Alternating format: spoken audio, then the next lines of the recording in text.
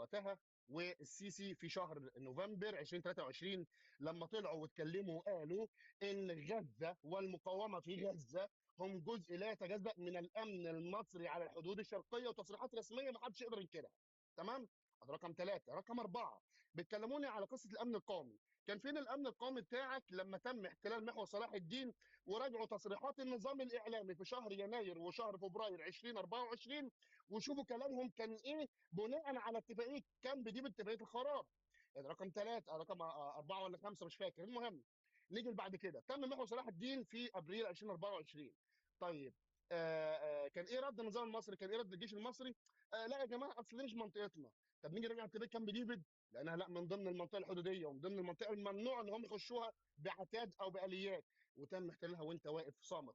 تم استهداف معبر رفح المصري 4 مرات وباعتراف السيسي نفسه. تمام؟ ووزير الخارجيه اعترف برضه نفس الموضوع. تم باعتراف المتحدث العسكري استهداف كتيبه دفاع جوي. هو ده مش الامن القومي المصري؟ طب تعالى لي بقى الامن القومي المصري.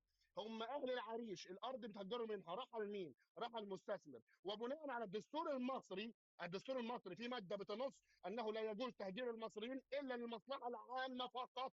يعني ما يحدث في منطقه العريش هو تهجير قسري منافي للدستور. يبقى يا ريت ما نالفش ونقرا الدستور والقانون قبل ما نطلع نجادل بيه.